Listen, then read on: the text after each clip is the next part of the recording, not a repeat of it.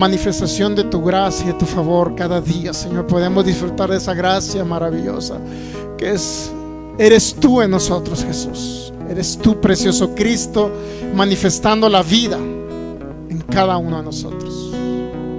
Gracias, Señor, por la eternidad que has depositado en el interior de cada creyente. Gracias por la revelación del nuevo pacto, de tu palabra, Señor, y el evangelio y el pacto eterno. Gracias, Jesús, porque en ese sacrificio en la cruz llevaste nuestras enfermedades y quitaste de en medio la pared intermedia de pecado que había entre nuestro Padre y nosotros. Y ahora, en el nombre de Jesús, podemos experimentar esa vida maravillosa, esa vida en Cristo, en el nombre de Jesús. Gracias por hacernos tu cuerpo, porque somos la plenitud tuya, Jesús, aquí en la tierra. Somos esa manifestación gloriosa de lo que tú pagaste, porque el precio fue pagado y ya no hay ninguna condena para los hijos de Dios. Gracias, Señor, te damos por este maravilloso tiempo esta mañana y la oportunidad de poder conocerte aún más y conocer lo que tienes para nuestras vidas. Gracias, precioso Rey. Gracias por todo lo que eres, por lo que has sido y por todo las maravillosas glorias que vienen en Cristo Jesús.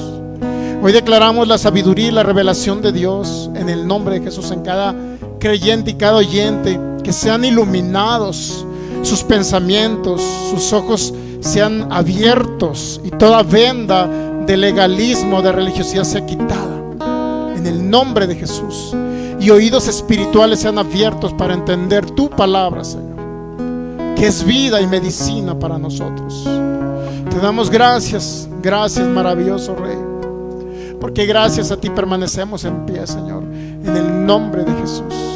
Espíritu Santo, seas tú revelándonos y glorificando al Cristo de la gloria, glorificando a Cristo y mostrándolo en nosotros para que Él sea manifestado y expresado a través de nosotros, y Él pueda vivir, habitar y gobernar a través de nosotros en esta tierra, en el nombre de Jesús. Somos el cuerpo de Cristo y nos disponemos a ser esas personas, esos vasos útiles para ti, Señor, en el nombre de Jesús.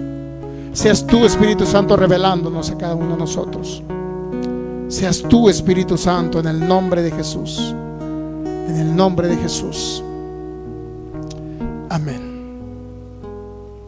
Muy bien, pues sean todos bienvenidos. Nos da gusto verles a cada uno de ustedes y a cada una de las personas pues que también nos ven a través de estos medios de comunicación. Le damos la más cordial bienvenida también. Estamos transmitiendo directamente desde Jalisco, México, en un horario del centro de la Ciudad de México. También es el mismo horario que tenemos para cada persona que nos ve de los distintos países, ciudades, estados de Sudamérica, Centroamérica, de los Estados Unidos, Norteamérica y del continente europeo, de España y cualquier otro país o continente habla hispana donde nos vayan a ver, ya sea de manera directa o diferida a través de nuestra página en YouTube. Ahí están todas nuestras series de enseñanzas, de listas de reproducción, usted las puede encontrar. Y también, si tiene la oportunidad, amigo, que nos ve a través de estos medios, de compartir la palabra, porque nuestro objetivo principal es poder ayudar, libertar y edificar a alguien a través de la palabra de Dios, a través de la palabra del nuevo pacto y a través del conocimiento pleno de Jesucristo, ¿ok? Cada persona también, le damos la más cordial bienvenida a cada persona que nos ve también de la República Mexicana, cada estado, cada ciudad, cada población también.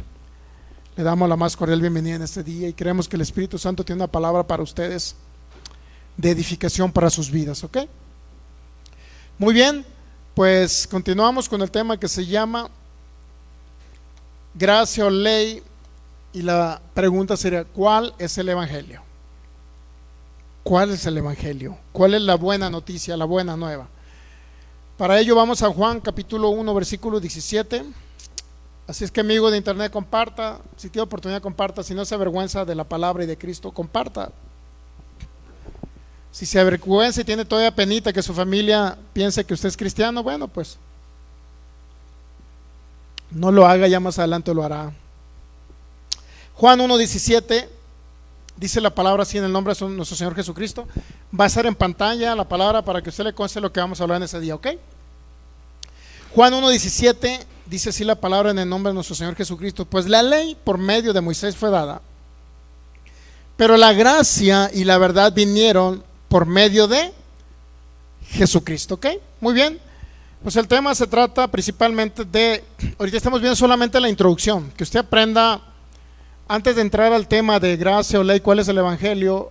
Yo le quiero dar bases en lo que más o menos podemos nosotros entender cómo profundizar, cómo escudriñar la palabra, cómo entender la palabra. Para eso existe, pues obviamente, muchas técnicas que creo que el Espíritu Santo las ha dado. Parte de ello es las leyes de la hermenéutica, exégesis. Son básicamente técnicas para analizar la Biblia en su contexto, tanto puede ser el contexto dentro del texto, que viene siendo los textos que están un poquito atrás acerca de lo que habla una carta, por ejemplo, el apóstol Pablo, los textos posteriores, qué es lo que nos dice la historia y lo que se está narrando, para entender que no podemos tomar en consideración un texto aislado si nosotros queremos conocer la verdad. Mire, en Juan capítulo 8, si usted quiere conocer la verdad, Juan 8:32, Jesucristo dijo: y conocerán la verdad, y conocerán la verdad. Entonces, cuando usted conoce la verdad, dice, y esa verdad conocida, ¿qué va a pasar con la verdad conocida? Va a traer libertad. Si usted todavía se siente en condena, se siente mal, porque todos, cuando no renovamos la mente, podemos cometer todavía o errar al blanco, como dijo la palabra hamartano en el griego, que se menciona como pecado, que básicamente son los actos de pecado de los hijos de Dios en el nuevo pacto. Se considera para Dios como errar al blanco. Ya no habla de una naturaleza de pecado de los hijos, sino errar al blanco, que es Jesucristo. Pero cuando erramos al blanco, es decir, ya no es pecadora, se llama errar al blanco. Errar al blanco, que es la palabra griega, que lo que Dios quiso decir al nuevo pacto. Errar al blanco literalmente significa desenfocarnos de Cristo, prácticamente. No entender el Cristo que habita en nosotros, y por obviedad todavía la vamos a regar muchas veces, a lo mejor en la mente, mientras no la renovemos la vamos a regar. ¿Cuántos saben? ¿A cuántos de ustedes se les sale un chin de vez en cuando? Uy, sí, muy santos, ¿no? Todos se quedan como muy calladitos. ¡Chin! ¿A cuántos le dan ta, tarara, tan, tan, tan, cuando van circulando y que se atravesó? Y peor de caso, muchos le echan culpa a la señora, ¿no? La viejita va manejando a 40 y resulta que tiene que ir a 80, ¿no? Y ahí van pitándole. Digo, puede llegar a sucederle a usted como hijo de Dios muchas cosas. Y bueno, ahí básicamente la Biblia habla errar al blanco, ¿me entiende? Errar al blanco. Y ahora, cuando realmente habla de naturaleza de pecado, es la palabra hamartía, que literalmente es el origen de donde surge algo, es la esencia y origen de donde surge algo. Hamartía está hablando de una naturaleza de pecado, pero ya no en los hijos, sino en las personas que no tienen a Cristo en su vida y en su corazón. ¿Ok? Entonces, muy bien. Y conocerán la verdad. ¿Y qué va a pasar con esa verdad conocida? ¿Lo va a libertar de qué? Del pecado, de la condenación que puede traer en su mente. Mucha gente, muchos hijos de Dios en el mundo evangélico están prácticamente condenados, se sienten condenados. Muchos los condenan los pastores, porque para muchos pastores, ¿sabía usted que el tomar Coca-Cola es pecado? ¿Sí sabía?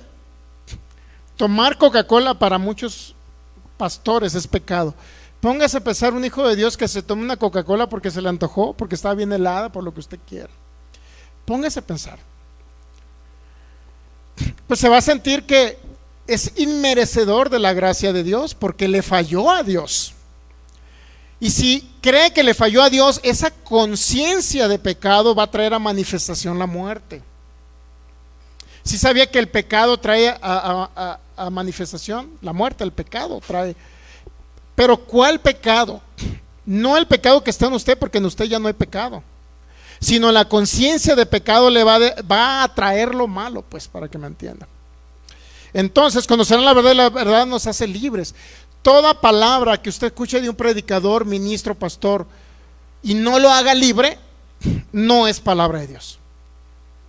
Si vienen a condenarlo, decirle que usted no sirve para nada porque en la semana falló, porque se llevó viendo La Reina del Sur. No estoy promoviendo que vea La Reina del Sur, pero si la vio, es para que se condene, es para que me siento mal porque vi a la que hay del castillo con sus arrugas de ahora. No sé, póngase a pensar. Entonces, si usted se siente condenado por ello, eso trae a manifestación las cosas, inclusive la muerte, porque usted ya no es un pecador por naturaleza, aunque puede errar al blanco de vez en cuando, mientras no renueve su mente. Y conocerán la verdad, y esa verdad conocida los va a hacer libres. El principal objetivo de la predicación del evangelio es que lo haga libre y no lo condene, no lo ate. Ahora muchos pastores llegan y les preguntan a sus congregantes: ¿cuántos ayunaron en la semana? Y luego se quedan todos: Dios mío, pues estaban tan buenas las tortas ahogadas. Y el pastor, ¿qué cree que les dice? Que si no ayunaron son unos indignos que no merecen porque no se metieron en ayuno y en oración toda la semana.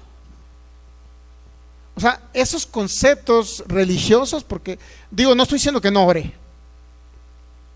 Si ora, va a orar porque tiene un gozo y un disfrute por comunicarse con su Padre.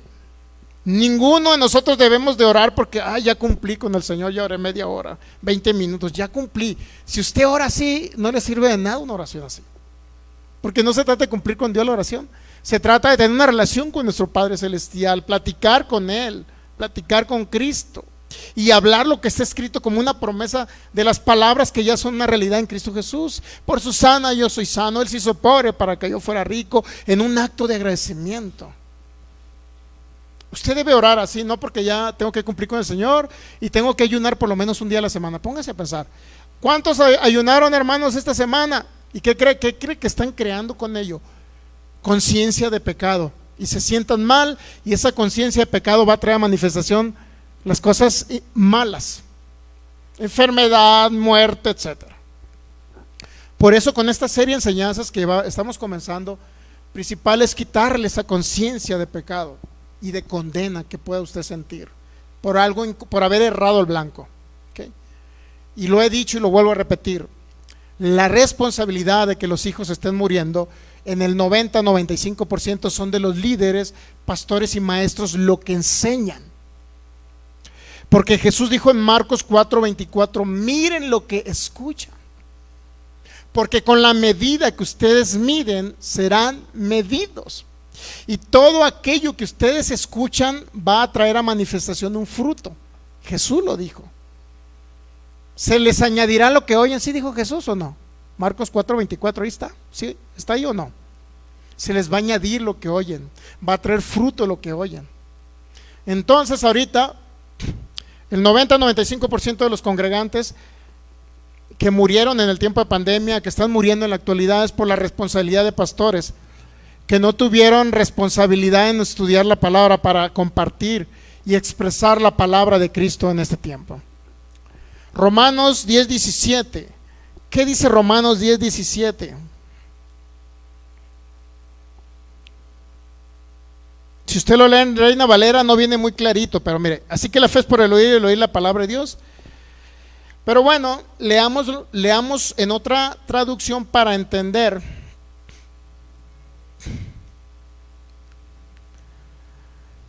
Nueva versión purificada. Cuando tenga oportunidad, verifíquela por favor, para que vea realmente lo que significa: la fe viene por el oír y el oír la palabra. Y si yo le digo la fe viene por el oír la palabra, ¿qué va a entender usted? Si le dejo así de manera general: bueno, puede escuchar acerca de cumplir mandamientos de la ley de Moisés, de hacer rituales, fiestas, participar en fiestas judías, guardar el Shabbat, el séptimo día. Si la fe viene por oír la palabra, pero si usted verifica la versión purificada, dice: así que la fe viene por medio de la predicación, mire. Y luego dice: pero la predicación que declara a Cristo. Esa es una traducción excelente. Usted tiene que oír, o sea, la fe viene por el oír la predicación que exalta a Jesucristo. Usted tiene que oír de Jesucristo. No tiene que oír cuán bueno se tiene que portar. No tiene que oír cuánto tiene que dejar de hacer. La gente no cambia por decirle no lo hagas. No hagas esto malo. ¿Cuántos de ustedes o familias mexicanas les han dicho a sus hijos, no se vayan, hijos, a ese lugar de convivencia? No se vayan a drogar con esas personas. No se junten con esas compañías. ¿Cuántos lo han hecho y sus hijos han hecho caso? No hacen caso.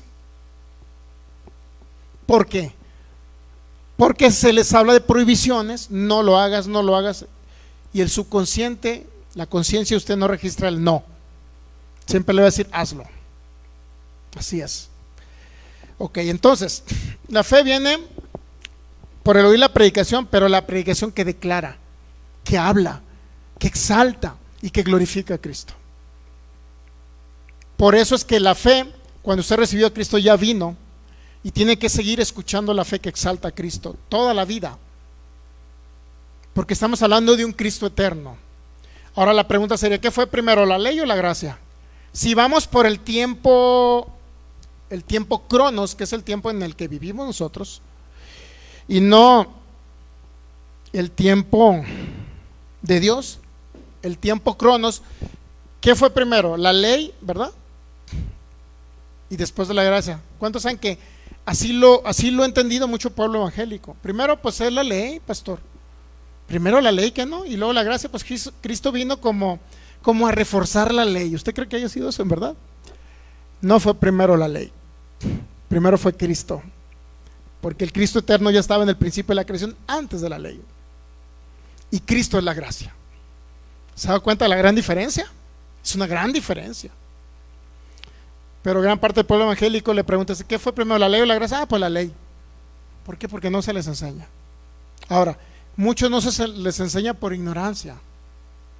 Son pastores son muy buenos, se portan bien, ayudan a la gente, pero no es la manera de ayudar a un hijo de Dios, apapachándolos, diciendo y ayudándolos en el área. Te hace falta para los camiones, Filigón, ahí te va para los camiones. Ese no es un buen pastor. Un buen pastor es aquel que le enseña realmente acerca y exalta a Jesucristo y la obra de Cristo en la cruz. Así es que la predicación, muy bien. Entonces, ¿qué estamos viendo ahorita? Estamos viendo prácticamente en la segunda carta a Timoteo, segunda carta a Timoteo, capítulo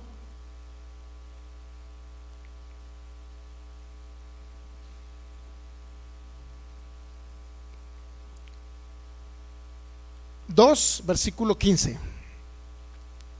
La instrucción del Espíritu Santo para la iglesia: procura con diligencia, es decir, sé diligente, presentarte a Dios aprobado, como obrero que no tiene de qué avergonzarse. Aquí eso lo vimos el domingo pasado, que divide o corta. Divide o corta la palabra de verdad. Es decir, separa la palabra de verdad de la palabra que no le aplica a usted. Eso significa. Entonces, ¿cuándo será usted aprobado por Dios? No significa que Dios no lo quiera, ¿no? Dios ama a todo el mundo, a usted lo ama. No significa que Dios no lo quiera, sino aprobado significa en el sentido que alguien que conoce los pactos, alguien que sabe en qué pacto está y cuál le aplica. ¿Okay? Dios ha hecho muchos pactos. Desde Adán, luego hizo pacto con Noé. ¿Sabe que hizo pacto con Noé? Luego hizo pacto con Abraham, hizo pacto con Isaac, con Jacob, hizo pacto con Moisés. Dios estableció muchos pactos, pero ¿cuál realmente es el pacto de Dios? Eso es lo que tenemos que aprender, ¿okay? Y para ello tenemos que dividir qué le aplica a usted. Si usted está combinando Cristo más ley de Moisés, hemos dicho, por eso han muerto muchos hijos de Dios. No es conveniente que usted esté mezclando sus obras con la obra perfecta de Cristo en la cruz, ¿ok? No debemos de mezclar. Entonces, si dice Pablo a Timoteo, divide, separa la palabra de verdad, no la juntes con la ley. Si dice dividir es separar, usar es separar. Separa la palabra de verdad. ¿Cuál es la palabra de verdad? ¿Quién es la verdad? Jesús dijo en Juan capítulo 14, versículo 6, yo soy el camino, yo soy la verdad, y hay una única sola verdad en la Biblia. La verdad eterna y la verdad presente es Cristo. Esa es nuestra verdad ahorita, Cristo, no la ley de Moisés. Yo soy el camino, Juan 14, 6, yo soy la verdad. Pero también Cristo dijo, yo soy la vida. Entonces, si Cristo es la verdad, dijo Juan 8:32, que ahorita se lo leí, y conocerán la verdad. ¿Quién es la verdad entonces? Cristo. Y si usted conoce a Cristo, entonces serán verdaderamente libres. ¿Libres de qué? De condenación. Libre de una conciencia de pecado. Libre de que usted cree que no se lo merece, que es inmerecedor, que porque se portó mal, y usted cree que es inmerecedor. Bueno, eso enseñan en los cristianos evangélicos. ¿Sabía usted que no es cristiano evangélico usted? ¿Sí sabía que no es cristiano evangélico? ¿Sí sabía que usted es un hijo de Dios recreado, hecho nuevo, nueva creación? Eso es usted. Usted no es un cristiano evangélico. Usted es un hijo de Dios recreado. Y en ese concepto nos tenemos que quedar. ¿Ok? Ahora, ¿cómo podemos escudriñar la palabra para entender en qué pacto estamos? ¿Cómo podemos? Bueno, ya vimos que Dios no cambia, ¿verdad? Dios no cambia, es el mismo ayer y por los siglos. Sí, no cambia su naturaleza. Dios es santo, Dios es bueno, Dios es justo, Dios es perfecto, Dios es amor. Eso no cambia. Pero Dios ha cambiado la manera en que trata a la humanidad a través de los pactos. Hay un pacto eterno que hizo Dios con Cristo en el principio, antes del principio de los tiempos. Luego Dios le mostró al mundo, una vez que cayó Adán en pecado, Dios quería mostrarle a la humanidad caída que iba a venir un Cristo. Por eso hace diferentes pactos, para mostrarle a la humanidad, y cada uno tuvo su verdad presente, ¿sabía? Ahora, cuando hablamos de verdad, necesitamos ver en qué verdad estamos, qué verdad nos aplica. Entonces, mire, si vamos a Deuteronomio 28,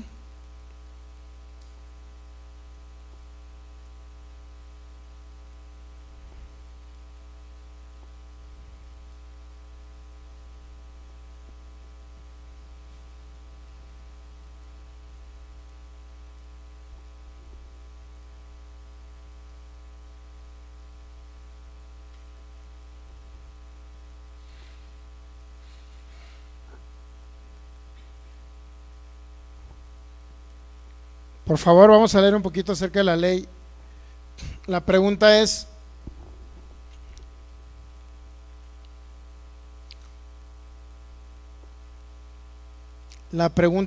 y muy importante es, ¿realmente nos aplica? ¿Realmente es para nosotros esa verdad que fue establecida?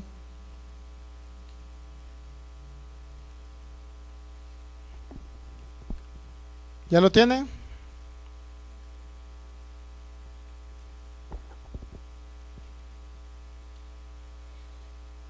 ¿Listos?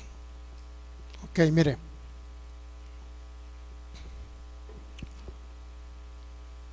Cuando hablamos de Deuteronomio 28, ¿qué dice Deuteronomio 28? Versículo 1. Acontecerá que si oyes atentamente la voz de Jehová tu Dios para guardar y poner por obra todos sus mandamientos, si usted oye la voz para poner por obra sus mandamientos que yo te prescribo hoy, también Jehová Dios te exaltará sobre todas las naciones y vendrán sobre ti todas estas bendiciones. ¿Y qué dice? Y te van a alcanzar siempre y cuando tú oigas la voz de Dios. ¿A través de qué cree? De la ley. Las bendiciones venían, ¿por qué? Por escuchar la voz y cumplir la ley. Pero ¿cuál fue la sorpresa? Que nadie pudo cumplir la ley. Entonces, ¿cómo podían venir bendiciones si no cumplían la ley? Porque tenían que cumplir 613 mandamientos. Entonces, Dios, dentro del mismo compendio, la ley de Moisés, estableció el sacrificio de animales para que las personas fueran justificados temporalmente. No justificados para ser salvos, sino justificados temporalmente, cubriendo su pecado, para poder que ellos recibieran las bendiciones de Dios, porque no podían cumplir 613 mandamientos. ¿Okay? Ahora, para ellos Dios le dice: cumplan los mandamientos y serán bendecidos. Yo los bendeciré si ustedes cumplen.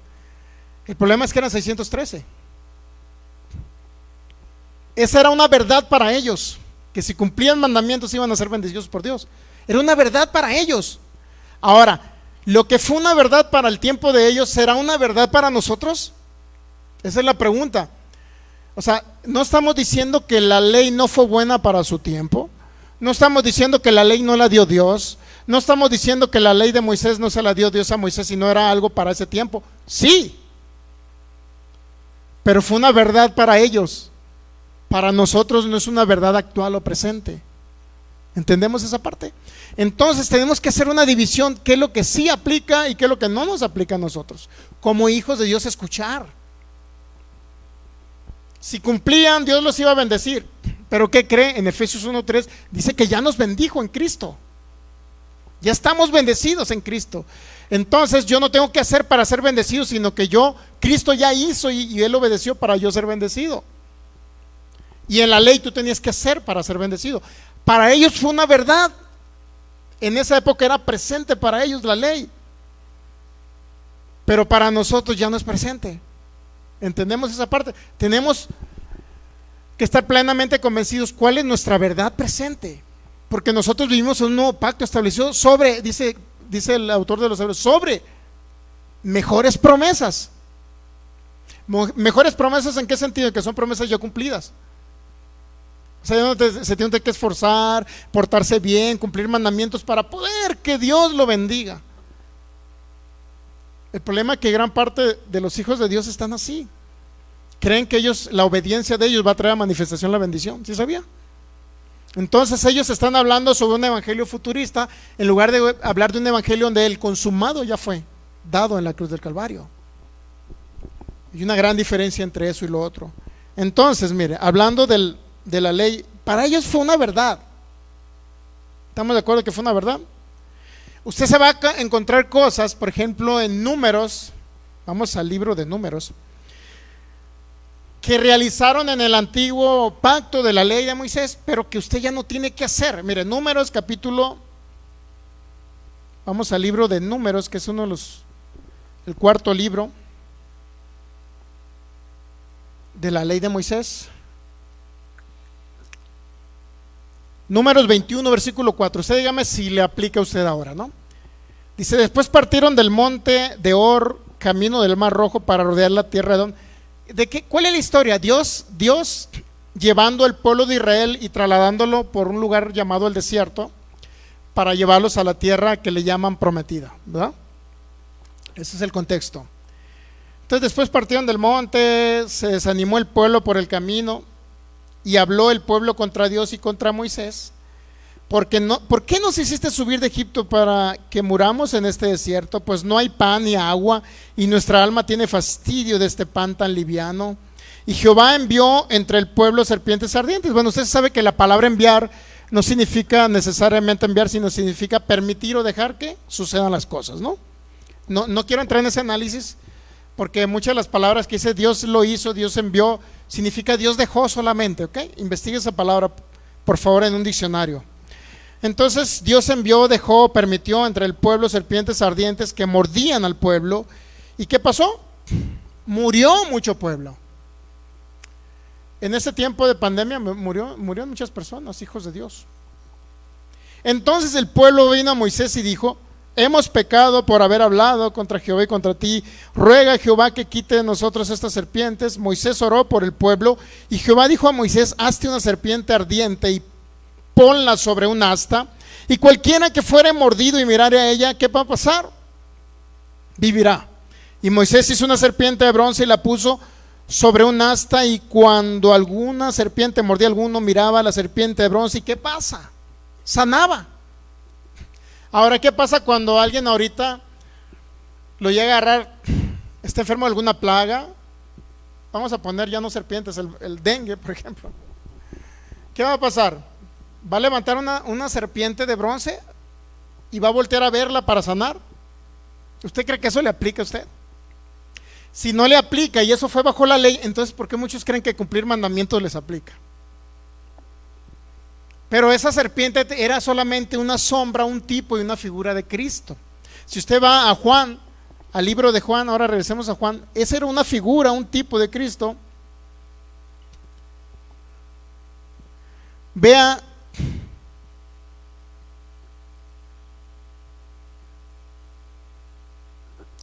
Cristo Jesús, Juan 3, versículo 14. Juan 3, 13 y 14. Miren lo que dijo Jesucristo cuando le preguntaron.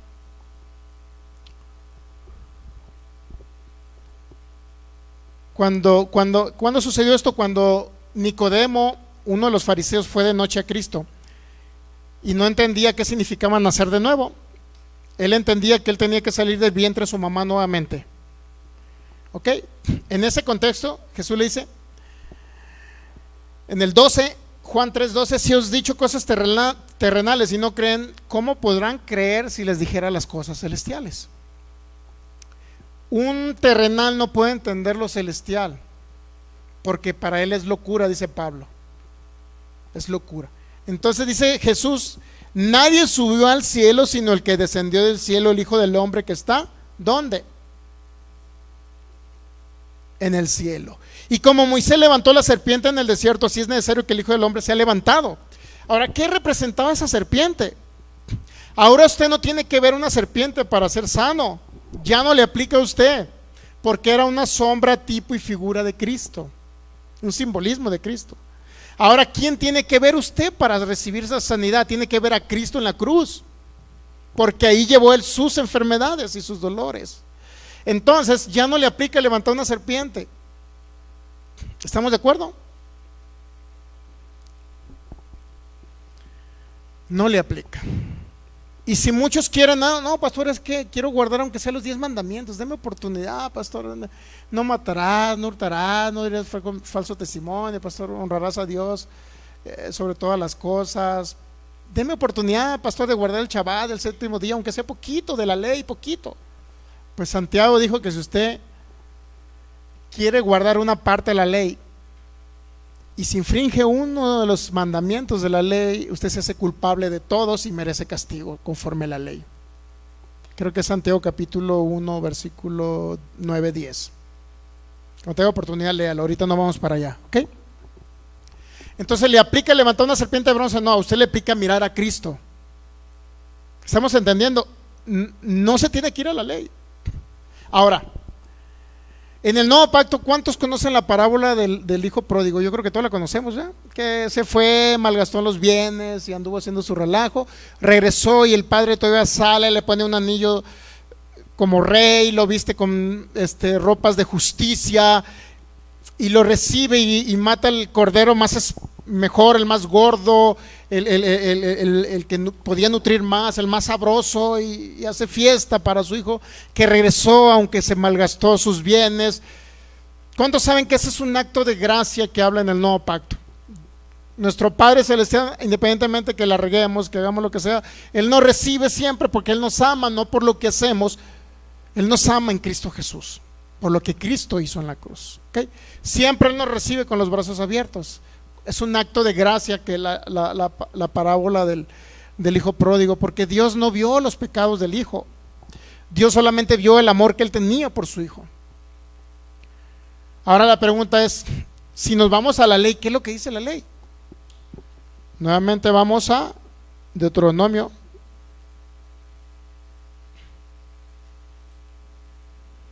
capítulo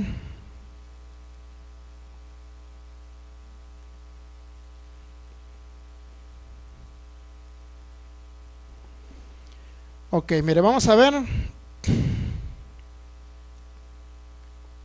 en las diversas leyes que venían de la ley de Moisés. Vamos a ver esto.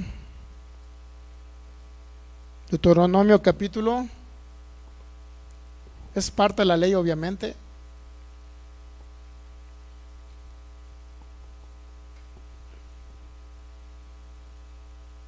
Ok, vamos a ver en el capítulo.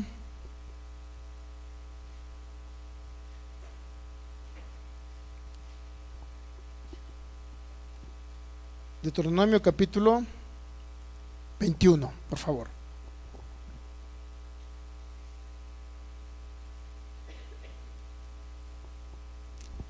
Versículo 18 ya.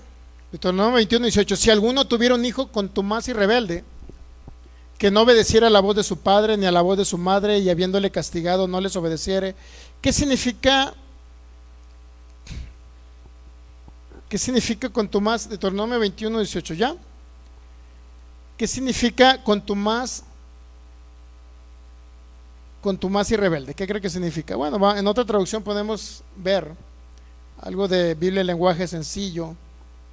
Si alguno de ustedes tienen un hijo terco, ¿cuántos de ustedes pudieran tener un hijo terco? ¿Cuántos padres mexicanos pueden tener un hijo terco? Y rebelde, que no obedece a su padre ni a su madre, aunque lo castiguen, hay que hacer lo siguiente. Fíjese cómo dice la Biblia en lenguaje sencillo. Entonces, hacer lo siguiente, ¿qué significa? Dios habla hoy, dice: si alguien tiene un hijo desobediente y rebelde que no hace caso de lo que le dicen sus padres y que ni siquiera cuando lo castigan obedece, entonces, ¿qué dice que hagamos? Entonces lo tomarán, dice el 19, Deuteronomio 21, 19 y 20. Entonces lo tomarán su padre y su madre y lo sacarán ante los ancianos de su ciudad y a la puerta del lugar donde viva, y dirán a los ancianos de la ciudad: este es nuestro hijo, es contumaz y rebelde, no obedece a nuestra voz, es aparte glotón y borracho. Ese es tragón, le encantan las tortas ahogadas. ¿Ok? Y el 21, ¿qué dice? Entonces todos los hombres de su ciudad lo apedrearán y morirá, y así quitarás el mal de en medio de ti. Todo Israel oirá y temerá. ¿Por qué los que quieren guardar los mandamientos de la ley, por qué no hacen eso? Esa es la pregunta. ¿Por qué quieren guardar? Es que sí, voy a guardar el séptimo día. Levítico 11 dice que no coma camarones ni carne de cerdo. Pero cuando tienen hijos rebeldes, ¿por qué no los sacan? Llegan los ancianos de los judíos mesiánicos o raíces hebreas, ¿y por qué no llegan y sacan a su hijo y van y se lo dan a todos los judíos mesiánicos de la época actual para que lo apedreen y lo maten? Si quieren cumplir toda la ley, pues que la cumplan toda. Pero no puede decir usted: ay, sí, no voy a robar, porque Éxodo 20 dice no voy a robar. Pero ¿por qué no cumplen este mandamiento? Dígame, ¿por qué no? Porque los que quieren guardar la ley se vuelven hipócritas, ¿sí sabía? Cumplen unos que les conviene y otros no. Pero no pueden dejar de cumplir uno, tienen que cumplir todos o no cumplan ninguno. ¿Por qué no sacan a sus hijos rebeldes y los apedrean y los matan? ¿Quién no decía eso la ley? Claro. Ahora, ¿le aplica usted para el tiempo presente? ¿Es una realidad para nosotros en Cristo Jesús? No. Por eso no cumplimos la ley. O la cumplimos toda o no la cumplimos. No podemos ser hipócritas. Hay ciertos mandamientos y guardar, y ahí los ve usted los sábados, los ve metidos ahí en la sinagoga. Digo, hablando deje de eso de los judíos. Los de raíces hebreas, los adventistas, los judíos mesiánicos o mexicanos denominados judíos mesiánicos, porque no tienen nada de judío, ¿no?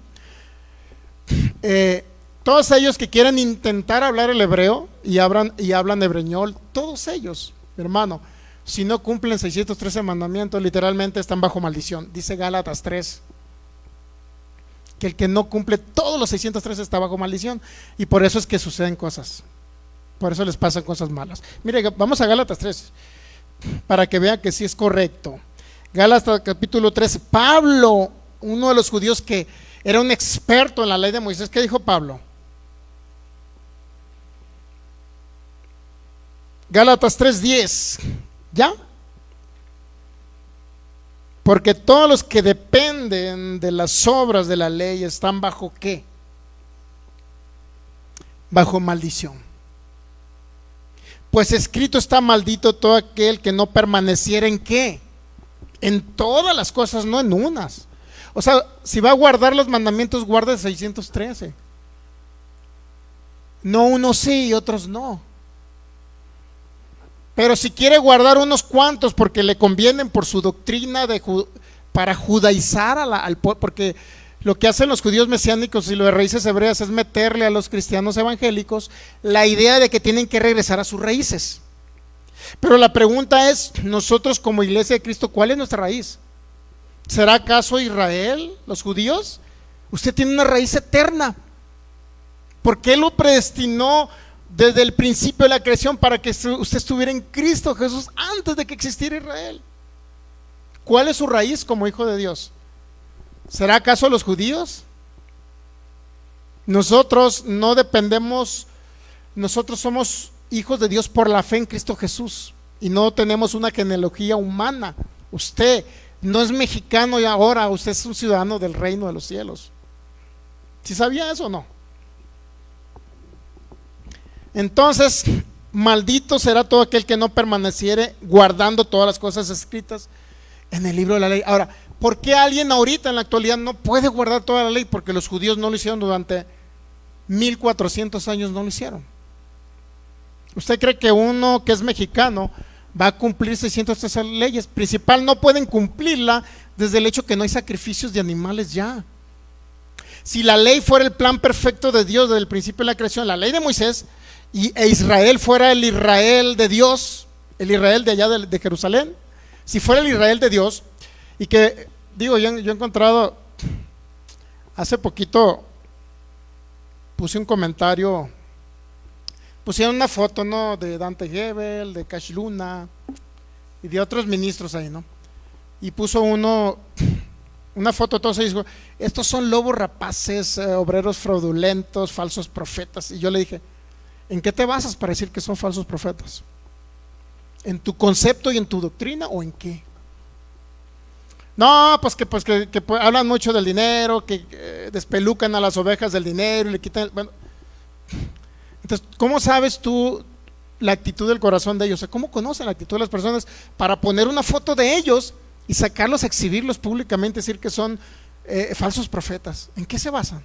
Yo le pregunté, ¿en qué te basas? Y por ahí salió una persona y me dijo, no, es que tiene una doctrina errada. A ver, si visito tu Face, tú no tienes una doctrina errada, le comenté. Y no, entré a su Face y le dije, mira, estás mezclando pactos porque tienes la bandera de Israel, estás bendiciendo al Israel actual, estás mezclando pactos. Porque en el nuevo pacto no habla que tú bendigas a Israel. No habla en el nuevo pacto. No dice eso. Antiguo pacto en los Salmos dice es que usted ore por Israel. En el nuevo pacto, ¿qué cree? Oramos por la iglesia de Cristo y oramos por las naciones para que se conviertan a Cristo. Ya no oramos por una nación. Esto es un boom para el cristianismo evangélico. ¿Sí sabía? Que todavía cree que con el shofar hay que hacer guerra espiritual. Póngase a pensar ¿en qué oscuridad ahorita está el pueblo evangélico? Ahora, ¿por qué hablamos esto? No ponemos fotos de personas ni mencionamos personas, ¿ok? Esta persona puso la foto y dijo, no, pues son falsos. Y le dije, mira, tú estás adorando a Israel en lugar de adorar a Cristo. Estás bendiciendo a Israel en lugar de bendecir a Cristo. En lugar de bendecir la iglesia de Cristo, estás bendiciendo un pueblo, que es donde hacen el desfile de los RWGT, Y y Z, más grande de todo el mundo. Y tú estás bendiciendo a un pueblo que no tiene nada que ver con el pueblo de Dios en la actualidad. ¿Y qué cree? Como decía en Juan capítulo 8, cuando aquella mujer adulteró, y uno a uno se fueron yendo. Y nadie comentó nada ya. Nosotros no somos quienes para poner la foto a una persona y decir que es un falso. No somos nadie. Y si vamos a hablar algún día en contra de una falsa doctrina, vamos a hablar en contra de la falsa doctrina. Nunca vamos a mencionar el nombre. ¿Okay? Porque no se trata de exhibir a alguien que no conoce el nuevo pacto. No se trata de exhibir a alguien que está en ignorancia. Inclusive no se trata de exhibir a alguien que aún conociendo gracia, porque hay muchos predicadores de la palabra de fe. Yo puedo mencionar la palabra de fe porque Pablo mencionó que cree. ¿Qué cree que mencionó Pablo? Mencionó a los de la circuncisión. Léalo. Vienen en muchos lados. Los de la circuncisión, los de la circuncisión. ¿Quiénes eran los de la circuncisión? Los judíos que practicaban la ley de Moisés y querían meter la ley y que se circuncidaran para vivir por medio de la ley una vez convertidos a Cristo. Entonces Pablo sí menciona a los de la circuncisión, por eso yo puedo mencionar a los de la palabra fe. ¿Ok?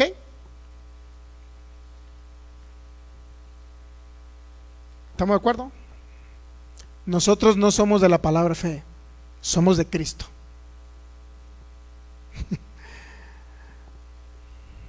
Fue buena, muy buena, lo que aprendimos allá, muy bueno. No podemos decir nada. Pero siempre tenemos que crecer en el conocimiento de Cristo. Y por ello dice Pablo, lo tengo todo por basura. Mezcla de pactos no me sirvió a mí y no le va a servir a usted si usted lo sigue haciendo. No mezcle pactos. Yo quiero verlo. Cuando yo cumpla 100 años los voy a invitar a mi cumpleaños. ¿Ok? Les voy a pagar un boleto de avión allá a Suiza y vamos a ir a desayunar. ¿Les parece? Muy bien. Entonces no mezcle pactos. Gálatas 3:10. Si usted no permanece en todas las obras, todos los mandamientos de la ley, entonces está bajo maldición. Maldito es el que no permanezca en toda la ley. Ese es el problema. Muchos tienen gracia, enseñan gracia y luego ley. Esta persona que puso el post de todos ellos, digo, yo no coincido con la doctrina de ellos, ¿no? No coincido mucho con la doctrina de ellos en algunas cosas de la salvación. Pero no por eso voy a poner la foto de Cash Luna, la de Dante Gebel y los voy a andar exhibiendo. No por eso tenemos que hacerlo, ¿ok? Y ya cuando le dije, mira, tú estás aquí, estás mezclando pactos, estás aquí y acá, se quedó callada la hermana. Porque no es el objetivo del Evangelio. El objetivo del Evangelio es que sea edificada la iglesia de Cristo. Y si vamos a poner ejemplo, podemos hablar los de la circuncisión, los evangélicos tradicionales, pero nunca vamos a mencionar personas, porque no es el objetivo de mencionar personas. ¿Ok?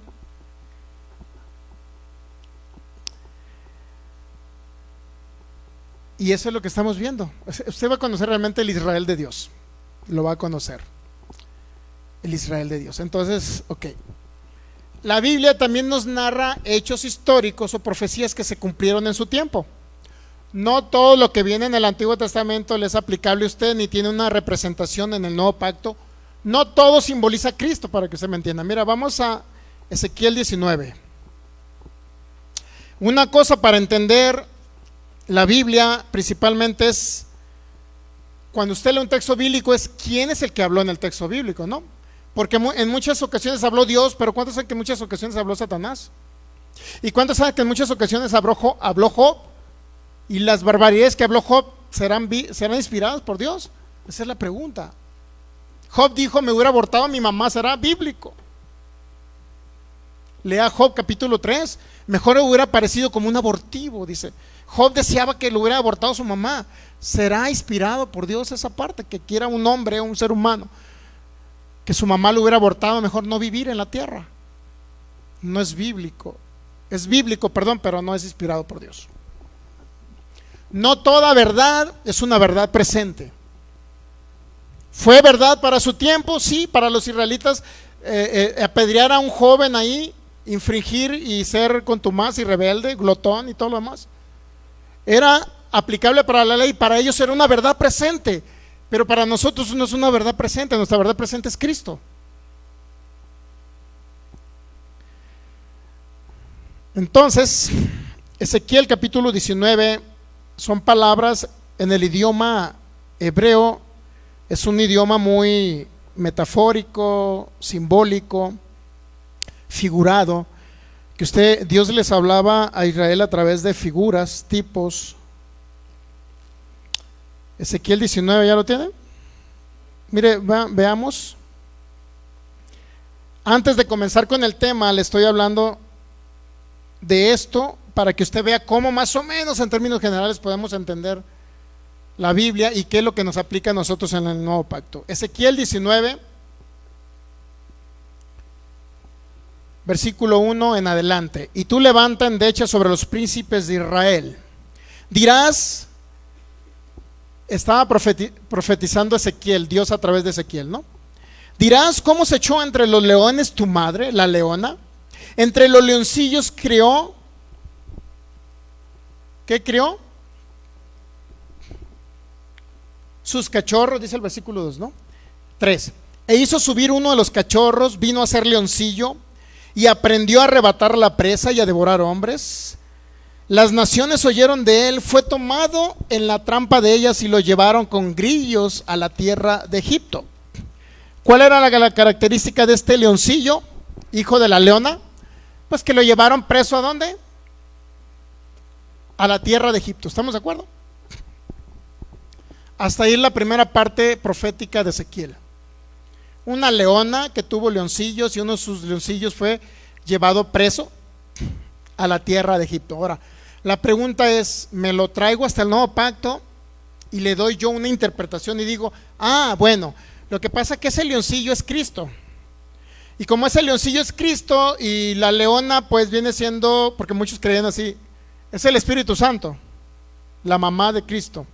Entonces el leoncillo es Cristo y como Cristo fue llevado a Egipto, ¿por qué Egipto? Porque Egipto simboliza el infierno y Cristo fue 3 días y 3 noches al infierno a sufrir por nosotros y ya está hecha la doctrina. Pero yo no puedo imaginarme lo que quiere decir un pasaje bíblico si no analizo a qué se refiere, cuál es la historia, quién lo dijo. Mire, quién lo dijo, ¿ok? ¿Cuál es lo otro? ¿Por qué lo dijo? ¿Quién lo dijo? Siempre que analicemos la Biblia tenemos que decir quién habló, ¿no? ¿Quién habló? ¿A quién iba dirigido eso que habló?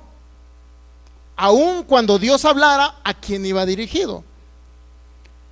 ¿En qué tiempo se dijo? ¿En qué tiempo se dijo? ¿Cuál era el contexto cultural e histórico en que se dijo esa palabra? ¿O se dio esa palabra de parte de Dios? Ahora, también, ¿será de aplicación actual? ¿O nada más quedó como una aplicación para el Israel de allá que vive en la tierra de Jerusalén? Son preguntas básicas que tenemos que hacernos al leer la palabra de Dios.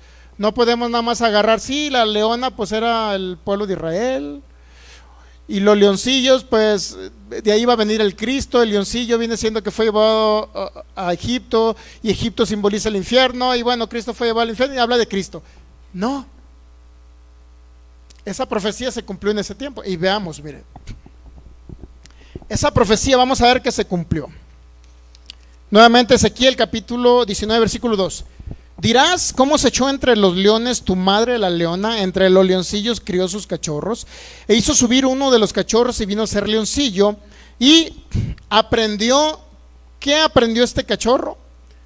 A arrebatar la presa, es decir, a matar gente, pues para que me entienda, y a devorar hombres. Y las naciones oyeron de él y fue tomado en la trampa de ellas y lo llevaron con grillos a la tierra de Egipto. ¿Cuándo se cumplió esa profecía? Sí, es cierto que una profecía para el tiempo de Israel. Muy bien.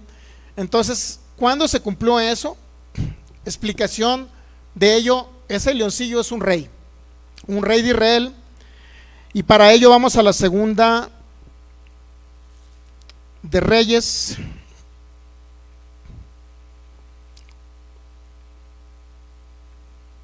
Y está hablando del rey llamado Joacás. ¿Okay? Joacás, que fue llevado en cautiverio a Egipto en el año 609 antes de Cristo por el faraón llamado Necao. ¿A quién simboliza la leona? Al pueblo de la tierra del sur, que es Judá. Se separaron las dos tierras después de la muerte de Salomón. 10 tribus se fueron al norte y se les denominó como Israel.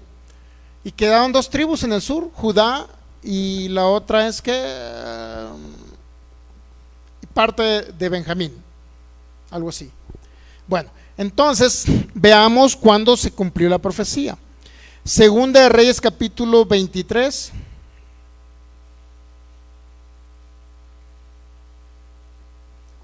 Versículo 31, ¿ya? aquí está la explicación. De 23 años era Joacás. ¿Quién era Joacás? El rey de Judá.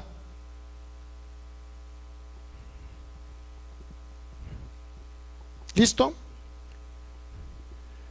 De 23 años era Joacás cuando comenzó a reinar, y reinó 3 meses en Jerusalén. El nombre de su madre fue Hamutal, hija de Jeremías de Libna.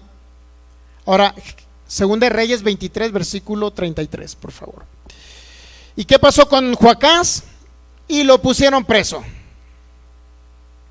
¿Quién lo puso preso? Faraón Necao en Ribia, en la provincia de Hamat, para que no reinase en Jerusalén, e impuso sobre él la tierra una multa de 100 talentos de plata y 1 de oro. Entonces Faraón Necao en esa época lo llevó cautivo. ¿A dónde cree? A la tierra de Egipto. ¿Cómo se llamaba ese leoncillo? Joacás, rey de Israel, de la tribu rey de Israel del sur, de Judá. Y en ese tiempo se cumplió la profecía. No tiene nada que ver con Cristo. Pero si hay muchos que divagan, ¿no? Inventan, ¿no? Es que pudo haber sido Cristo y hablaba y simbolizaba. No, esa profecía para el tiempo presente ya no aplica, sino aplicó para ese tiempo en Israel. Ahora, si seguimos leyendo Ezequiel 19:5, por favor. Vamos a leer otro mismo rey. Dice: viendo ella que había esperado mucho tiempo y que se perdía su esperanza, tomó otro de sus cachorros.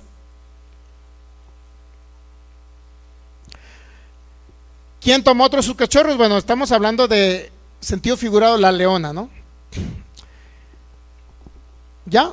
Y tomó otro de sus cachorros y lo puso por leoncillo. Y él andaba entre los leones, se hizo leoncillo, aprendió a arrebatar la presa. ¿Y qué cree? Hizo lo mismo que el otro leoncillo, que el otro rey. Y devoró hombres, saqueó fortalezas, asoló ciudades, y la tierra fue asolada. Y cuando había en ella el estruendo de sus rugidos, dice el 8, arremetieron contra él las gentes de las provincias de alrededor y extendieron sobre él su red, y en el foso fue. ¿Qué pasó con ese rey? En el foso fue apresado, y lo pusieron en una jaula y lo llevaron con cadenas y lo llevaron al rey de Babilonia. Nuevamente está hablando de otro rey. No tiene nada que ver con Cristo, no tiene nada que ver con el nuevo pacto. Es una profecía que se cumplió en aquel tiempo. ¿Okay? ¿Quién era ese segundo rey que habla Ezequiel? Porque mire, Dios les hablaba en sentido figurado. Les hablaba de una leona, leoncillos, cachorros, y luego cachorros puestos como leoncillos. O sea, todo simbolizaba que en Israel, cuando eran cachorros, pues no eran reyes, y luego los pone reyes, son leoncillos. Hacían lo malo, y miren lo que sucede. Entonces, ¿dónde viene la explicación de ese segundo rey? El segundo cachorro era el rey Joaquín, que había sido llevado en cautiverio. En la Segunda de Reyes, capítulo 24, usted va a encontrar esa historia. Segunda de Reyes 24, ¿ya? Segunda de Reyes 24. No nada más se trata de agarrar la Biblia y yo darle la interpretación que yo quiera, sino se trata de analizar de qué es lo que nos habla la historia. ¿Ya? Segunda de Reyes 24, versículo 10. En aquel tiempo subieron contra Jerusalén los siervos de Nabucodonosor. ¿Contra quién subieron? Contra Jerusalén, la tierra de Judá, donde reinaba. Ahorita vamos a ver. En aquel tiempo subieron contra Jerusalén los siervos de Nabucodonosor, rey de Babilonia. ¿Estamos de acuerdo que ese leoncillo iba a ser preso y llevado a Babilonia? Eso decía la profecía, ¿no? Bueno, pues ahora dice que los siervos de Nabucodonosor, rey de Babilonia, y la ciudad fue sitiada. Vino también Nabucodonosor, rey de Babilonia, contra la ciudad cuando sus siervos la tenían sitiada. Entonces salió Joaquín, rey de Judá, el rey de Babilonia, él y su madre, sus siervos, sus príncipes, sus oficiales, y lo prendió el rey de Babilonia en el 8º año de su reinado. Ahí se cumplió la segunda profecía del segundo leoncillo, el segundo cachorro, hijo de la leona, y que fue puesto por leoncillo y que hizo lo malo. son profecías que se cumplieron para su tiempo. Dios se la dio a Israel, al Israel que vive allá en aquella tierra del Medio Oriente. No es para nosotros los cristianos evangélicos que creemos, o los hijos de Dios que creemos en Jesucristo. No nos aplica nada. Pero ¿sabe qué aplicación le dio una religión a esto? Que la leona era el Espíritu Santo. Póngase a pensar. Y que el leoncillo, los dos leoncillos representaban a Cristo, porque Cristo fue llevado con grilletes al infierno. Y usted dice, ¿cómo? ¿De dónde sacaron eso? Son invenciones, porque la gente, muchos líderes religiosos lo que quieren hacer es adaptar la Biblia a lo que ellos creen. Pero la Biblia no se debe adaptar a lo que yo creo. Yo debo de adaptarme a lo que la Biblia dice. La palabra de Dios dice. Y por eso es que hay muchos errores. Digo, yo no lo sé todo, nuevamente insisto, yo estoy en un proceso de aprendizaje. Pero yo le retransmito hasta la iluminación que me ha dado Cristo, del entendimiento acerca de Él. La Biblia siempre será Cristo en el pasado, Cristo en el presente, Cristo en el futuro. Si podemos ver a Cristo en toda la Escritura, tanto en sombras, tipos, figuras, entonces vamos a entender realmente el Cristo que ahora resucitó y que habita en nosotros. ¿Ok? Entonces no podemos... Ahora, si usted dice, si yo le digo, por ejemplo, si yo le digo, un ejemplo, ¿no? En el Nuevo Testamento, usted tiene que, porque también podemos caer en un error de que el Nuevo Testamento siempre lo hemos entendido que no son los 4 evangelios, excepto cuando Cristo resucitó para acá y que anduvo 40 días con sus discípulos. Ahí comienza el nuevo pacto. Pero el nuevo pacto literalmente viene del libro de los Hechos, cuando en el Pentecostés vino el Espíritu Santo sobre los discípulos de Dios, de Cristo. Ahí empieza básicamente el nuevo pacto a raíz de libro de los Hechos, o una parte del libro de los Hechos, y en Romanos en adelante viene el nuevo pacto. Los 4 evangelios, Cristo o Jesucristo, Jesús de Nazaret, habló a los que vivieron bajo la ley, porque Él vivió y cumplió la ley. Pero el Cristo resucitado vino y le explicó al apóstol Pablo toda la revelación del nuevo pacto para la iglesia de Cristo. ¿Entendemos? Sí, pero si yo le digo que de Romanos para acá, entonces todo lo que está de Romanos para acá, ¿le puede aplicar a usted? Esa es una pregunta. No todo lo que está en Romanos para acá le aplica a usted. Para ello vamos a la primera carta de los Corintios 11. Si yo digo, pues todo el nuevo pacto es Romanos, pero aún así, si es cierto que empieza en Romanos el nuevo pacto, si es cierto que es el nuevo pacto, si es cierto que es la revelación de Jesucristo, si es cierto que es la revelación que Cristo le dio a Pablo, pero aún así, estando en el nuevo pacto, tengo que escudriñar cuando habló el apóstol Pablo si me corresponde o fue una tradición, una cultura para su tiempo. Primera carta a los Corintios 11, versículo 1. Sed imitadores de mí, así como yo soy imitador de Cristo. Os alabo, hermanos, porque en todos os acordáis de mí. Y luego dice, y retenéis las instrucciones tal como se las entregué. ¿Qué significa retener las instrucciones? Bueno, pues lea más Biblias, más traducciones para que lo entienda. La Biblia de las Américas dice, os alabo porque en todo os acordáis de mí y guardan las tradiciones con firmeza tal como yo se las entregué. Está hablando ya no de instrucciones de Dios, sino tradiciones de lo que estaba sucediendo en la iglesia primitiva, que ahora se convirtieron los gentiles a Dios. Ya no eran judíos, ahora eran gentiles, griegos, romanos, que se estaban convirtiendo, o gálatas, que se estaban convirtiendo ahora a Cristo, que no tenían las mismas costumbres que los israelitas. Y Pablo tenía que poner un orden, es una carta para poner un orden del desorden que había en esa época. ¿Entendemos? Entonces dice, os alabo porque se acuerdan de mí, pero guardan las tradiciones, dice Pablo. Retener las tradiciones, la palabra griega que viene como instrucciones, se refiere literalmente a enseñanzas apostólicas dadas verbalmente o por escrito, tradiciones o enseñanzas apostólicas.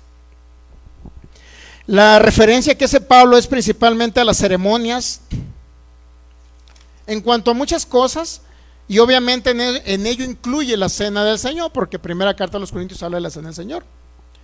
Viene a poner orden Pablo en la iglesia primitiva, pero aquí vamos a ver que de qué nos habla primera carta a los Corintios 11, los primeros versículos. Dice el versículo 3.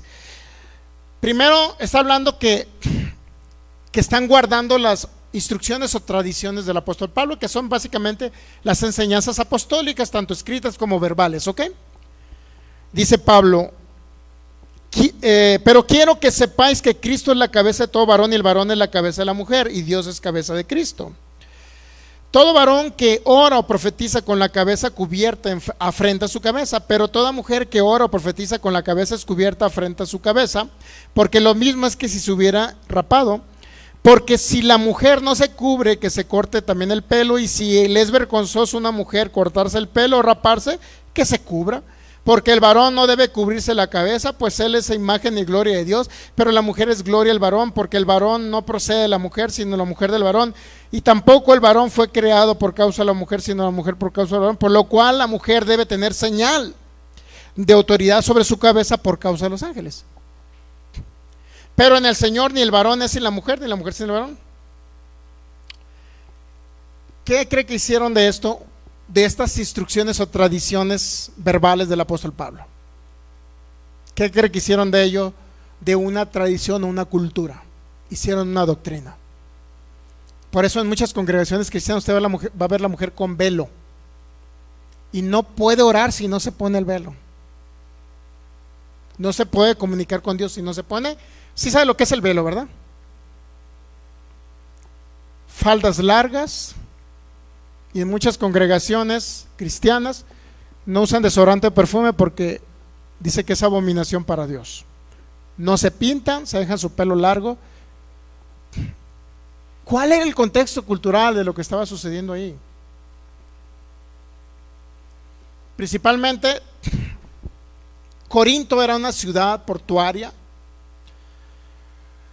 donde muchas veces los barcos, imagínense los marineros, ¿no?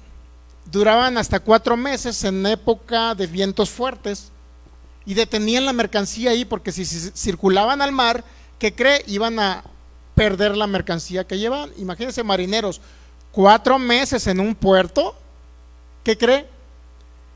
Era como, ¿cómo le puedo decir? Era como Cancún más o menos ahorita, no lo sé.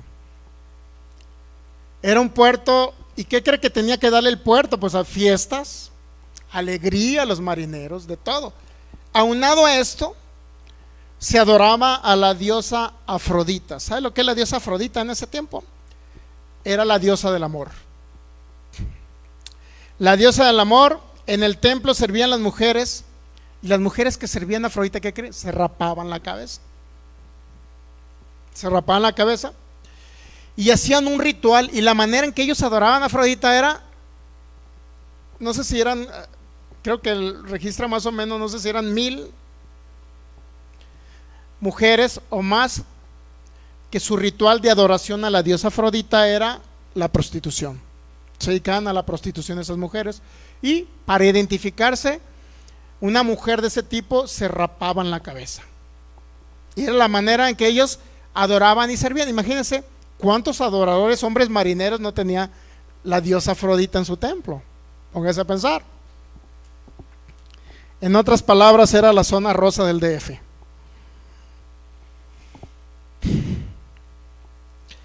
Ahora, ¿cuál era el problema de estas mujeres cuando Pablo fue y les predicó el evangelio? Se convertían a Cristo, pero ¿qué cree? ¿Cuál era el problema? Pues que no estaban casadas con un solo marido, porque tenían muchos esposos. ¿Me entiende? ¿Y cuál era otra circunstancia de ellas? Pues para identificarse se rapaban la cabeza.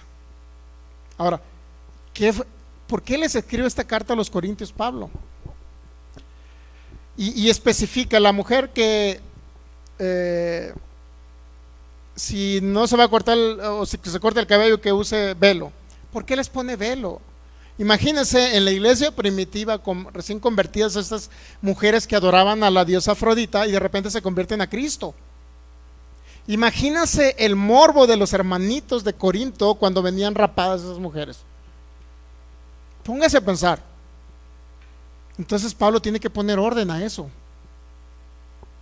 Es una cuestión cultural. No es para que las hermanitas ahorita estén usando velo. De ahí se agarraron muchas congregaciones cristianas dentro, sobre todo son unitarios ellos. Los unitarios agarraron de que la mujer use velo. Si usa velo y se comunica con Dios, pues es inmundo para Dios que se comunique. No. Si yo veo el contexto histórico de lo que estaba sucediendo en Corinto, que era una ciudad portuaria, y que eso era lo que sucedía cuando adoraban a la diosa Diana, y que había mujeres que se dedicaban a eso, y se rapaban la cabeza para adorarla y para identificarse como parte de aquellas que adoraban a la diosa Afrodita, en los cuales podían ir los hombres también a adorar a la diosa Afrodita. Pónganse a pensar. Entonces llega Pablo y le dice en la primera carta a los Corintios 11 versículo 14: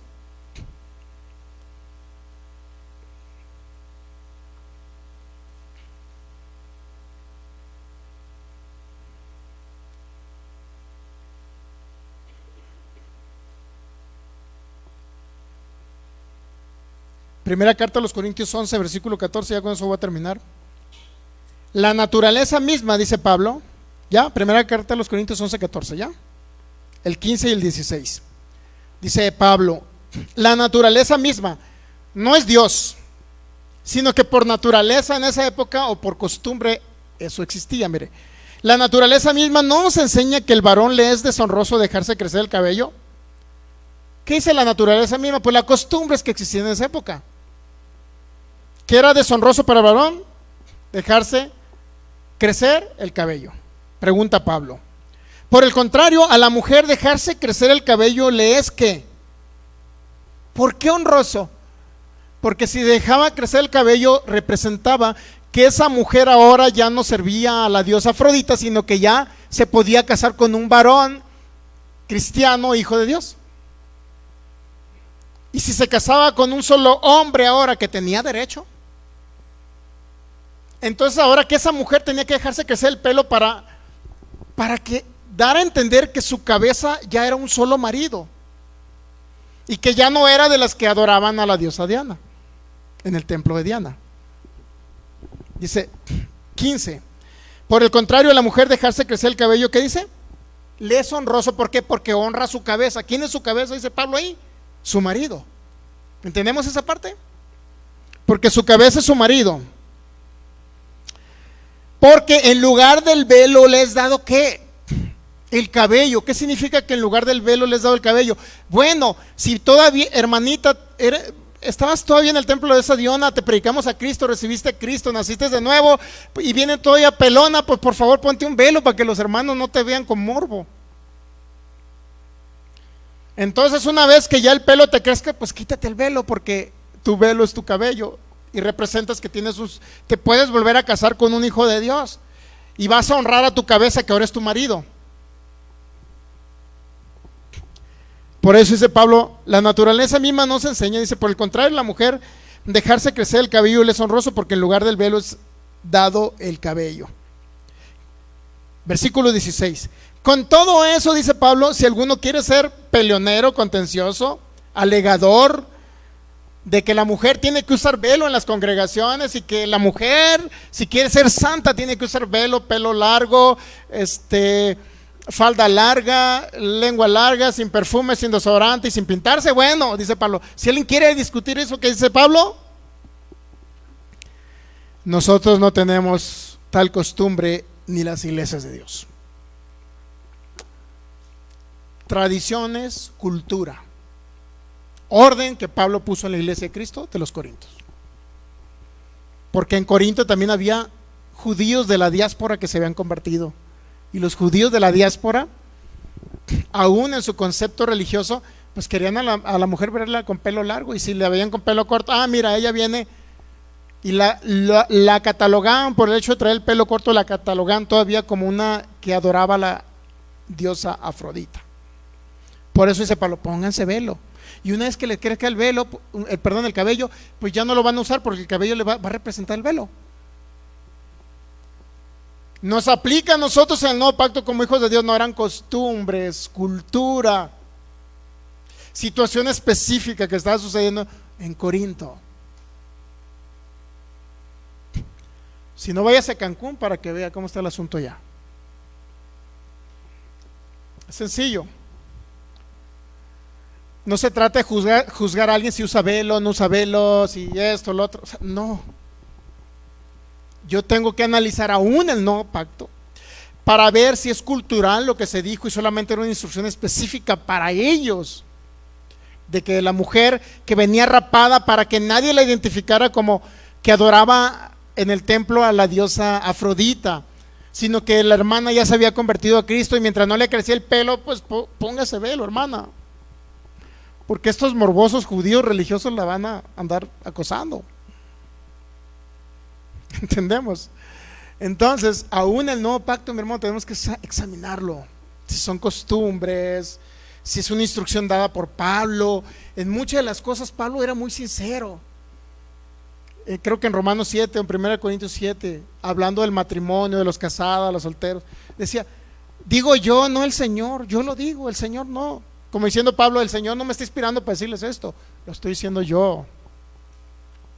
Entonces, si podemos analizar la Biblia, no nada más, y dividir los pactos, antiguo pacto, nuevo pacto en Cristo Jesús, y aún nuevo pacto en Cristo Jesús, podemos y hacer un examen exhaustivo de lo que representa los evangelios, Mateo, Marcos, Lucas y Juan, y hacer un examen exhaustivo aún de las cartas paulinas, y podemos entender que son costumbres, tradiciones, cultura. Entonces no vamos a caer en falsas doctrinas, en errores doctrinales, y todo lo que yo le enseñe a partir del próximo domingo usted lo va a captar. Póngase de pie y vamos a darle gracias al Señor por este día. ¿Aprendió algo? Pues qué bueno que aprendió.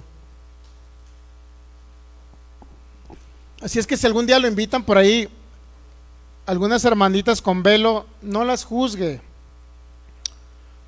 Son hijos de Dios, pero aún tienen desconocimiento del nuevo pacto en Cristo Jesús. No los juzguemos, solamente qué es lo que sí nos aplica, qué es lo que no nos aplica. Vamos a tratar de enseñarle hasta la última iluminación del conocimiento de Cristo que hemos tenido para que a usted le funcione la palabra y no mezclar tradiciones, costumbres, reglas humanas que no han ayudado al pueblo de Dios. Padre, te damos gracias. Si podemos repartir, por favor, el simbolismo del cuerpo y la sangre de Cristo para celebrarla. Y escuche, por favor, el tema de los viernes. Si no tiene oportunidad ni los viernes, escuche el tema de la cena del Señor para que tenga un efecto. Si usted la celebra el día de hoy, la sangre, el cuerpo de Cristo, va a traer la manifestación de la bendición que le fue proveída en la cruz. Si no entiende por qué lo hace y nada más se come el panecito porque tiene hambre, pues no va a tener un efecto. Si alguien viene enfermo, pues no va a sanar. Si alguien quiere ser saciado de larga vida, pues no la va a poder disfrutar.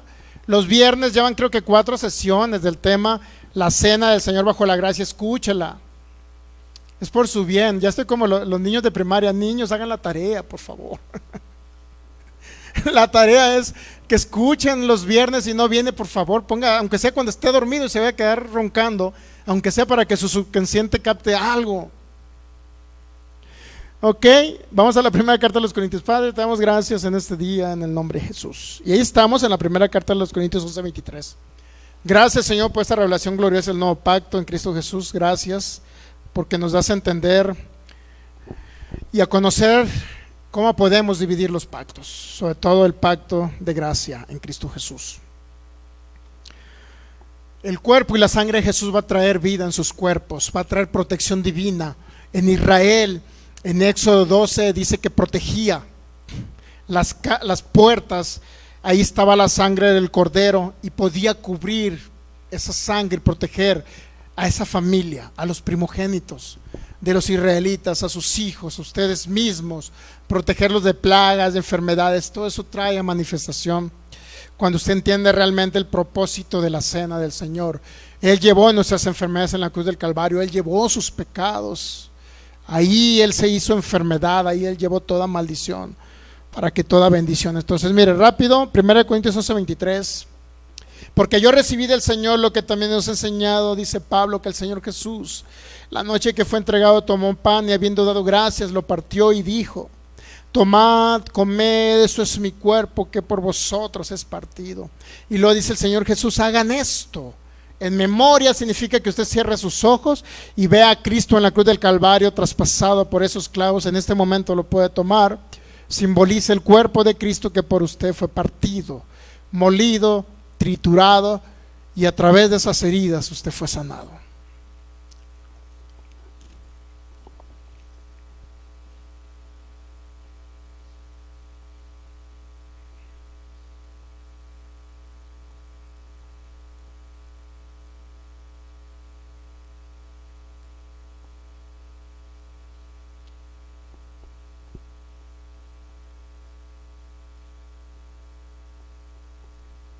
Ahora usted véase sano. Cualquier dolor, cualquier deficiencia física. Si le dijeron que no servían sus riñones, lo decimos por las personas que nos ven también en internet. Si decían que no servían su sistema circulatorio, su corazón, su hígado, su páncreas, cada uno de sus sistemas, nervioso central, sistema urinario, sistema digestivo. Si la ciencia médica dice que no sirven, que no funcionan, ahora usted véase totalmente sano de cada órgano y cada sistema y diga: yo soy sano por las heridas de Jesús. Dice Pablo más adelante, 11:24 de primera carta a los Corintios: y habiendo dado gracias, lo partió y dijo: tomad, comed, esto es mi cuerpo. El 25: asimismo tomó también la copa después de haber cenado, diciendo: esta copa es el nuevo pacto. Fíjese que le quede bien claro. Esta copa representa el nuevo pacto, no es la ley, nada que ver, no el pacto de la ley. Esta copa es el nuevo pacto, le dice Jesús, en mi sangre, porque a través de su sangre fue confirmado el nuevo pacto. Y dice: hagan esto todas las veces que la bebieres en memoria de mí. Ahora lo puede tomar despacito, por favor, cierre sus ojos y vea la sangre derramada desde su cabeza hasta la planta de sus pies. Vea cómo le corre la sangre por todo su cuerpo. Hasta la última gota de sangre derramó para remisión de los pecados. Hasta la última gota de sangre. Y por último llega un centurión romano y traspasa su costado. Y ya no sale sangre, porque el pacto estaba cumplido. Gracias, Jesús.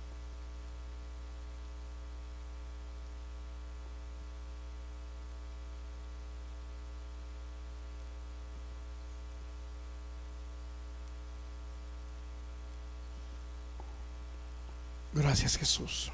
Es tu sangre maravillosa.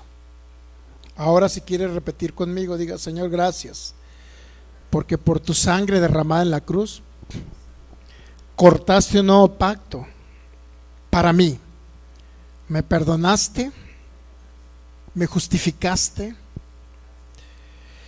viniste a habitar en mí, me declaraste inocente ante un tribunal y me perfeccionaste. Y no nada más eso, sino que me resucitaste juntamente contigo en los lugares celestiales. Y ahora puedo comunicarme contigo sin ninguna condenación, porque ahora soy justo por tu gracia y por tu obediencia en la cruz. Y por eso toda herencia me corresponde y creo que la tengo en Cristo Jesús. Amén. Denle un fuerte aplauso a Jesucristo. Véase justo, véase perfecto, véase sin mancha, porque así es usted. Gracias, Señor. Muy bien, nos despedimos de sus amigos de internet. Si alguien no ha recibido a Cristo, recíbalo en su corazón. Diga: Señor Jesús, yo te recibo en mi corazón, en mi vida, y declaro delante del mundo espiritual que tú eres mi Señor y mi único y suficiente Salvador. Nos despedimos y les recuerdo todos los viernes a las 7:45 transmisiones, hora del centro de México, hora de Jalisco. Así como los domingos a las 12 del mediodía les esperamos. Compartas esas enseñanzas porque va a ser de gran bendición para cada persona que les escuche. Les recuerdo, son bendecidos ya en Cristo Jesús. La gracia y la paz de nuestro Señor Jesucristo les sean multiplicadas a cada uno de vosotros en el nombre de Jesús. Amén.